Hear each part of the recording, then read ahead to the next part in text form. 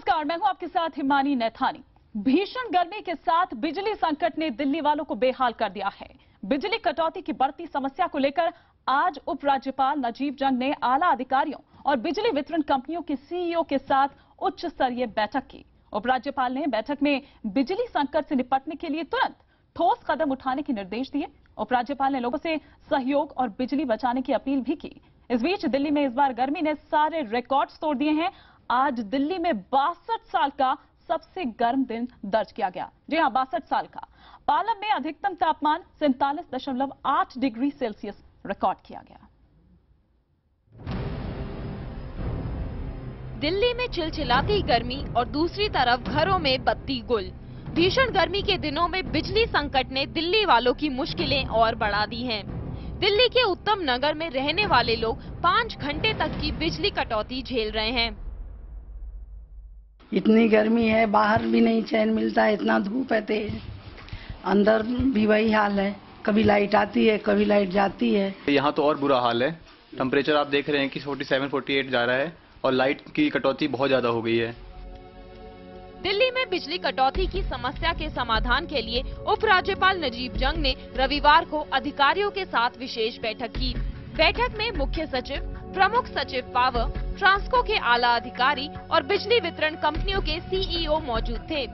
बैठक में फैसला लिया गया कि शॉपिंग मॉल्स को रात 10 बजे के बाद बिजली नहीं दी जाएगी। बिजली बचाने के लिए देर रात हाई पावर वाले स्ट्रीट लैंप को बंद रखा जाएगा। दिल्ली सचिवालय समेत तमाम सरकारी दफ्तरों, यूनिवर्सिटी, कॉलेजों को दोपहर 3:30 बजे से शाम 4:30 बजे तक एसी बंद रखने का निर्देश दिया गया है। उधर मौसम विभाग की माने तो दिल्ली वालों को अगले 2-3 दिनों तक चिलचिलाती गर्मी से राहत नहीं मिलने वाली। 8, 9, 10 बिल्कुल रहेगा हीट वेव कंडीशन। फिर 9 के मतलब 10 के बाद 11 से आपको थोड़ा सा टेम्परेचर कम होगा। बिजली कटौती के चलते पूर्वी, पश्चिमी और सेंट्रल दिल्ली के इलाकों का सबसे बुरा हाल है। इसमें उत्तम नगर, द्वारका, गाजीपुर, मयूर विहार, गीता कॉलोनी, दरियागंज में भारी बिजली कटौती हो रही है। लोगों की परेशानी को समझते हुए उपराज्यपाल ने सभी बिजली वितरण कंपनियों को कहा है कि बिजली कटौती की पूरी जानकारी जनता को पहले से बताई जाए और जनता से संपर्क के लिए कॉल सेंटर बेहतर किए जाएं। इसके साथ ही उपराज्यपाल ने लोगों से भी अपील की है कि वो घरों में एसी 25 डिग्री या फिर उससे ऊपर चलाएं ताकि बिजली की खपत कम हो सके। भीषण गर्मी और उसके साथ बिजली और पानी के संकट ने लोगों की मुश्किलों को 2 गुना कर दिया है। मौसम विभाग को उम्मीद है कि अगले हफ्ते गर्मी से कुछ राहत मिल सकती है, लेकिन तब तक गर्मी और इससे होने वाली परेशानियों को झेलने के लिए खुद को तैयार रखें। कैमरा पर्सन निजाम के साथ साक्षी खन्ना, दिल्ली, IBN 7।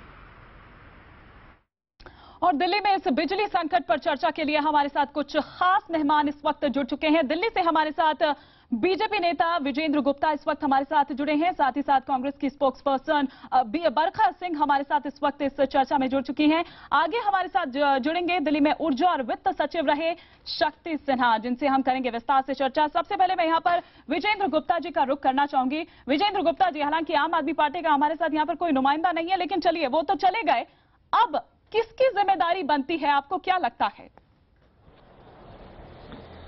देखिए, मैं बड़े स्पष्ट रूप से कहना चाहता हूं कि दिल्ली सरकार इस समय चुनाव हुए थे, लेकिन सरकार नहीं बन पाई, नहीं मिली दिल्ली के लोगों को, और ये सीधे तौर पर उपराज्यपाल महोदय प्रशासक के रूप में काम कर रहे हैं। जी, केंद्र में मैंने मना कब किया? मैंने कहा मैं अभी, आप पूरी बात तो होने दीजिए, इतनी जल्दी क्या आपको? बिल्कुल बिल्कुल, बोलिए। देखिए, उपराज्यपाल प्रशासक है और ये सीधे तौर पर उपराज्यपाल की जिम्मेदारी है कि दिल्ली में प्रशासनिक व्यवस्थाएं तमाम, चाहे वो बिजली से संबंधित हो, पानी से संबंधित हो, उसका वो ध्यान करें और लोगों को कम से कम जो है दिक्कतें आए, कितनी भी बड़ी दिक्कत क्यों ना हो सरकार के पास, लेकिन लोगों को कम से कम दिक्कत हो, इसकी चिंता करना उपराज्यपाल की जिम्मेदारी है। तो जहां तक बात है, केंद्र में सरकार की 10 दिन हुए हैं, केंद्र में सत्ता संभाले हुए, लेकिन जिस तरह के हालात हैं आज, उसमें देख करके लगता है कि पिछली सरकारों ने दिल्ली के लिए क्या किया वो आपके सामने है। इंफ्रास्ट्रक्चर आज दिल्ली में जिस तरह का टेम्परेचर है, 5200 मेगावाट बिजली की खपत प्रतिदिन हो रही है। ये बहुत हायर साइड पर है, लेकिन जो इंफ्रास्ट्रक्चर है दिल्ली में, बिजली की कमी नहीं है, बिजली उपलब्ध है, लेकिन जो इंफ्रास्ट्रक्चर है डिस्ट्रीब्यूशन का, जितने ट्रांसफार्मर होने चाहिए, जितने ग्रिड होने चाहिए, उनकी कैपेसिटी होनी चाहिए, उस तरह की कैपेसिटी नहीं है, और जिसके कारण ये डिस्ट्रीब्यूशन में दिक्कत आ रही है। और दूसरा, 30 मई को जो स्टॉर्म आया था, जो आंधी आई थी, जो अंधड़ आया था, उसके कारण 3 ग्रिड जो फेल हुए, उसको ग्रिड कॉर्पोरेशन ऑफ इंडिया द्वारा ठीक किया गया। 2 ग्रिड चालू हो चुके हैं, एक बवाना और रोहिणी 220 केवी का, वो अभी रिपेयर हो रहा है। लेकिन इसके बावजूद हमारा साफ रूप से कहना है प्रशासन को कि वो चिंता करें और दिल्ली के लोगों को बिजली की कम से कम दिक्कत हो, इसका ध्यान करें।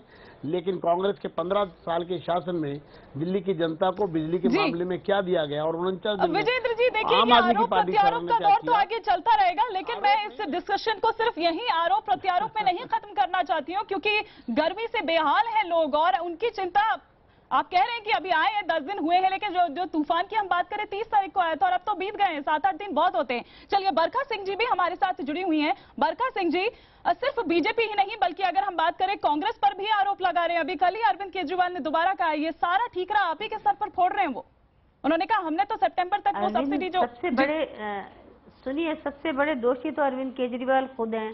वो भगोड़े हैं जो भाग गए। जनता ने उनको वोट दिया था। पूरा हम लोगों ने, एक मिनट मुझे बोलने दीजिए। पूरा हम लोगों ने, कांग्रेस पार्टी ने उनको अपना सपोर्ट दिया था बिना किसी शर्त के कि आप सरकार चलाइए। लेकिन उन्हें मालूम था कि ये दिन आने वाले हैं, गर्मियां आएंगी और ये समय आएगा, इस डर से वो दिल्ली से भाग गए। क्या उनको उनकी जिम्मेदारी नहीं बनती? केजरीवाल की जिम्मेदारी नहीं बनती? उनके पूरे जितने उनके एमएलए मिनिस्टर थे, उनकी जिम्मेदारी नहीं बनती? 15 सालों में पिछले, अभी विजेंद्र जी हमारे कह रहे थे, मैं बहुत अदब से कहना चाहूंगी कि पिछले 15 सालों में क्या इतनी परेशानी दिल्ली ने उठाई है जितनी आज उठा रही है? कैसे भी करके पिछली सरकार ने हमेशा तैयारी रखी है कि 2-3 महीने ये जो आने वाले होते हैं, उनमें हमें बिजली की कितनी खपत चाहिए होती है। तो वो सरकार अपनी जरूरत के हिसाब से तैयारी रखती थी और कभी भी पिछले 15 सालों में इतनी तकलीफ नहीं हुई है। ये तकलीफ सिर्फ इसलिए हो रही है क्योंकि जो हमारी चुनी हुई एक सरकार बनाई गई थी केजरीवाल जी की, वो अपनी जिम्मेदारियां छोड़ के भाग गए और उन्होंने दिल्ली के अंतरिम बजट में अगर बात करें केजरीवाल सरकार की, तो उन्होंने बिजली बिल पर जो सब्सिडी देने की जो बात कही थी, सितंबर तक जारी रखने की बात कही थी। लेकिन वो साफ तौर पर आरोप भी उन्होंने लगाया कि चूंकि जो कांग्रेस ने केंद्र की यूपीए सरकार थी, उसने उस प्रस्ताव को ठुकरा दिया है कि नहीं? नहीं, बिल्कुल गलत कहते हैं, ऐसा कुछ भी नहीं है। अगर वो इतने सिंसियर थे दिल्ली की जनता के लिए, तो दिल्ली में बैठते और काम करते, क्यों चले गए? वो तो कह रहे हैं सवाल है हमारा उनसे, उसके लिए क्यों गए थे? जी, झूठ बोलते हैं। भारतीय जनता पार्टी भी जानती है, हम भी जानते हैं कि सब पूरे उन्होंने भी, बीजेपी ने भी, कांग्रेस ने भी, पूरा उन्होंने झूठा ड्रामा किया लोकपाल बिल का, इसका उसका करके, और वो भाग गए और आज अपने मुंह की खा गए। सब बेईमानी है, झूठी है। हम लोगों की देखिए जिम्मेदारी बनती है पब्लिक, जनता के लिए, दिल्ली की जनता के लिए। जनता जो सबको चुन के भेजती है, हमें जरूरत है कि हम एक दूसरे पे आरोप लगाने के बजाय, लेकिन आरोप यहाँ इसलिए लग रहे हैं क्योंकि हम जो एक चुनी हुई सरकार होती है उसकी जिम्मेदारी होती है, उसको करना पड़ता है जो जनता जिसको जनादेश देती है अपना। इसलिए मैं ये कहना चाहूंगी आज कोई सरकार नहीं है, लेकिन जिस तरह के हालात पिछले दिनों में पैदा हुए हैं, आंधी आई है, तूफान आया है, सरकार नहीं है, ये भी एक बहुत बड़ा एक इसके पीछे का रीजन है। बिल्कुल रीजन है। और जो हमारे एलजी साहब हैं वो पूरी अपनी कोशिश कर रहे हैं और मैं समझती हूँ 1-2 दिन में हालात ठीक हो जाने चाहिए। चलिए, आप कह रहे हैं कि 1-2 दिन में जिस तरह से वो पूरी कोशिश कर रहे हैं, क्या वाकई में उतने ये प्रैक्टिकल हैं? इस पर और हम बात करेंगे। हमारे साथ एक और खास मेहमान दिल्ली में ऊर्जा और वित्त सचिव रहे शक्ति सिन्हा जी भी जुड़ चुके हैं। शक्ति सिन्हा जी, ये कोई पहली बार नहीं है कि बिजली की इस तरह की ये कटौती हो रही है या समस्या है, लेकिन क्या आपको नहीं लगता कि कोई स्थायी समाधान निकलना चाहिए? क्योंकि पहली बार की तो बात नहीं है, हर बार जब गर्मी आती है इसी तरह की दिक्कत होती है। और खास तौर पर अगर हम देश की राजधानी की अगर बात करें, तो कम से कम राष्ट्रीय राजधानी पर तो कुछ तो, मतलब यहाँ तो कम से कम इस तरह की परेशानी नहीं होनी चाहिए। अगर राजधानी का ये हाल है तो बाकी जगहों का क्या हाल होगा, आप समझ सकते हैं। नहीं, एकदम सही आपने कहा, ऐसी स्थिति होनी नहीं चाहिए। नहीं, वैसे हर साल ऐसी इतनी बुरी हाल नहीं होती थी। इस बार क्योंकि आकस्मिक कारण के ऐसे कोलैप्स हो गया सिस्टम का, मगर हाँ, एक कमी सिस्टम में जरूर है जो लोग समझना चाहिए कि ये बहुत बड़ा सिस्टम है, इसमें लगातार निरंतर इन्वेस्टमेंट होते रहना चाहिए।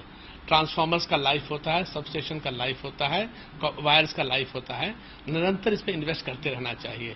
मगर हमारे लोग, पॉलिसी मेकर्स, रेगुलेटर्स घबराते हैं, क्योंकि इन्वेस्टमेंट का मतलब है उससे टैरिफ बढ़ जाएगी। 1000 करोड़ हर साल अगर इन्वेस्ट होगा तो टैरिफ बढ़ेगी 10 से 12 पैसे तक, और वो 10 से 12 पैसे ना बढ़ाने के फेर में हम इन्वेस्ट करते नहीं है। और अब सिस्टम ये पहुंच चुका है, मैक्सिमम पर चल रहा है। कोई भी सिस्टम, मैकेनिकल सिस्टम 60-70% पर चलता है। आप 90% तो सिस्टम लगातार चलाइएगा, उस सिस्टम कोलैप्स करेगा ही, वो नहीं, उसका कोई कुछ नहीं कर पाएगा। जी, शक्ति सिन्हा जी, आप हमारे साथ बने रहिए। विजेंद्र गुप्ता जी, आप कह रहे हैं कि अभी 10 दिन तो हुए हैं, आने तो दीजिए ढंग से, लेकिन बीजेपी ये दावा किया करती थी उससे पहले कि जब हमारी सरकार आएगी तो बिजली दाम की अगर बात करें तो 30% तक कम वो कर दिया जाएगा। चलिए, आप कह रहे हैं कि थोड़ा सा टाइम दीजिए, लेकिन जो आज बातें कही गई, जो एलजी के साथ आज ये मंथन हुआ, क्या आपको लगता है कि जो तमाम बातें कही जा रही है प्रैक्टिकल है? आपको प्रैक्टिकल लगती है ये बातें? देखिए, दो बात मैं कहूंगा आपको। एक तो जो शक्ति सिन्हा जी ने जिस तरफ ध्यान आपका आकर्षित किया, अगर आप उस बात को डिटेल में डिस्कस करते तो लोगों को ज्यादा जानकारी मिलती। पिछले 5 साल में इंफ्रास्ट्रक्चर पर इन्वेस्ट नहीं किया गया है, और इन्वेस्ट ना करने का मतलब यह है कि धीरे धीरे पूरा इंफ्रास्ट्रक्चर बैठ रहा है। हम पहली कमिटमेंट दिल्ली की जनता से करते हैं कि हम इंफ्रास्ट्रक्चर को अप टू डेट करेंगे और इसकी कैपेसिटी को बढ़ाएंगे, इसकी परफॉर्मेंस को बेटर करेंगे। और दूसरा हम कमिटमेंट करते हैं, हम 24/7 दिल्ली की जनता को बिजली देंगे। आज जो ये टेम्पररी फेज हमारे सामने है, जैसे ही हम लोग आए हैं, क्योंकि अभी 10 दिन पहले तक तो यूपीए की सरकार थी और उपराज्यपाल यूपीए सरकार के अंतर्गत यानी कांग्रेस के दिशा निर्देश पर काम कर रहे थे। आज 10 दिन के अंदर अंदर ये एनडीए के पास के दिशा निर्देश में काम कर रहे हैं। और हमारी पहली कोशिश है कि 30 मई को जो स्टॉर्म के कारण जो डैमेज हुआ है, और जिससे कि आज ये दिल्ली में, पूरी दिल्ली में ये दिक्कत नहीं है। एक बात मैं आपको स्पष्ट कर दूं, दिल्ली में कुछ पॉकेट्स हैं जहां पर बिजली संकट है, अन्यथा दिल्ली में 90% क्षेत्रों में बिजली नॉर्मल है। 10% एरियाज में बिजली डिस्टर्ब हो रही है। उसके लिए जो आज निर्णय लिए गए हैं एलजी की मीटिंग में, मैं समझता हूं हालांकि वो पर्याप्त नहीं है, उससे जरूर बिजली संकट काफी हद तक कम होगा।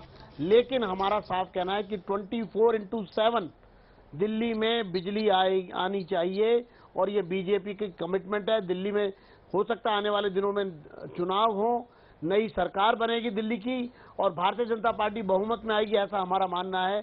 हम दिल्ली की सरकार के रूप में भी और केंद्र की सरकार के रूप में भी हम सत्ता में आएंगे अगर, तो हम मिलकर के दिल्ली में सबसे पहले बिजली संकट को दूर करेंगे, और दिल्ली में 365 डेज 24/7 बिजली होगी, ऐसा हमारा कमिटमेंट है। अभी जो ये चैलेंज हमारे सामने है, इसमें हमें जल्दी से जल्दी बाहर आना है और दिल्ली की बिजली को नॉर्मल करना है। बिल्कुल। बरखा सिंह जी, अगर हम यहाँ पर बात करें, ये जो तमाम चीजें आज कही गई, क्या आपको लगता है इतना सीरियसली वाकई इनको फॉलो किया जाएगा? क्या वाकई में ये इतना सही होगा? क्योंकि जिस तरह से कहा गया है कि आप 3:30 से 4:30 के बीच में एसी ना चलाएं तो 25 डिग्री पर यहाँ पर चलाएं, और साथ ही साथ स्कूल की बात कर ले या सरकारी दफ्तरों की बात कर ले, उसमें भी ये कहा गया कि वहां भी कटौती होगी। मॉल्स की बात कर ले तो वहां 10 बजे के बाद बिजली नहीं दी। मतलब क्या आपको लगता है कि वाकई में इतना सीरियसली फॉलो होगा? देखिए, अगर ये चीजें फॉलो हो जाएं तो मैं समझती हूँ कि काफी हद तक इस पे कंट्रोल किया जा सकता है। लेकिन जहाँ तक सवाल इस चीज का है, अगर आज हम सरकारी दफ्तरों में जाते हैं तो वहाँ पे आप देखेंगी कि जब सारी जगह की लाइटें जलती रहती हैं, अगर हर इंसान जागरूक हो जाए, आप किसी भी ऑफिस में चले जाइए, कहीं भी चले जाइए, सब जगह आपको लाइटें जलती नजर आएंगी। जहाँ यूज नहीं है, अगर हम लोगों में एक जागरूकता आ जाए, हर इंसान ये सोचे कि नहीं हमें लाइट बचानी है, ये लाइट हम बचाएंगे तो दूसरे को मिलेगी, तो अगर हर इंसान जागरूक हो जाए तो दिल्ली में बिजली की कमी बिल्कुल नहीं है, ये मैं आपसे कहना चाहती हूँ।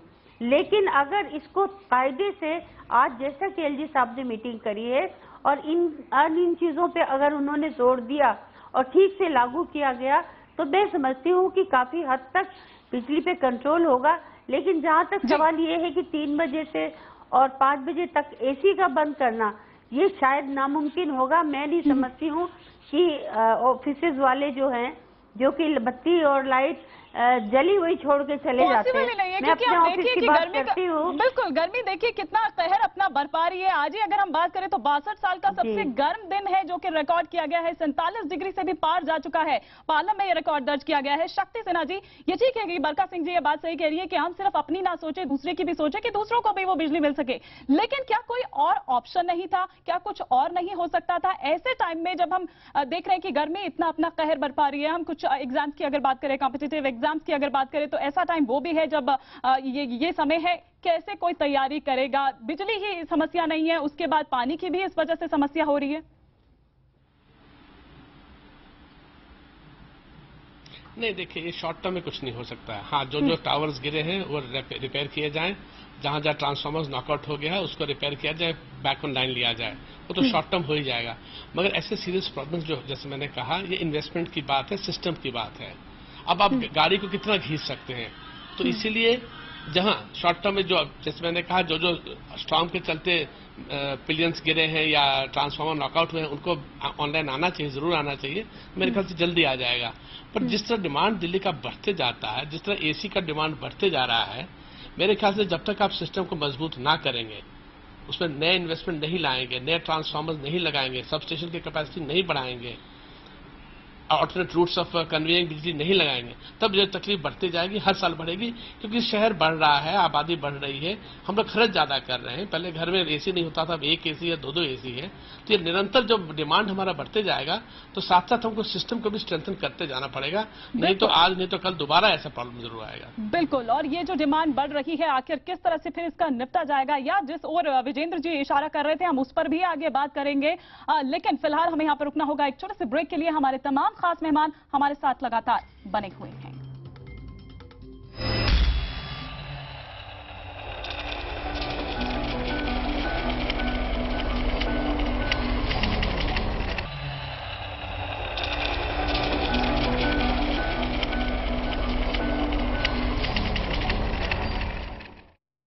तो हम लगातार बात कर रहे हैं भीषण गर्मी है और उसकी वजह से अब बिजली संकट जो है किस तरह से दिल्ली वालों का हाल बेहाल कर दिया है। और इस पर हमारे साथ लगातार हमारे खास मेहमान बने हुए हैं। बीजेपी नेता विजेंद्र गुप्ता हमारे साथ है, कांग्रेस की स्पोक्सपर्सन बरका सिंह हमारे साथ है, दिल्ली में ऊर्जा और वित्त सचिव रहे शक्ति सिन्हा भी हमारे साथ है। हम रुक करना चाहेंगे विजेंद्र गुप्ता जी का। विजेंद्र गुप्ता जी, लोगों को ये उम्मीद थी कि अब अच्छे दिन आने वाले हैं, लेकिन अच्छे दिनों का एहसास लोगों को हो नहीं पा रहा है।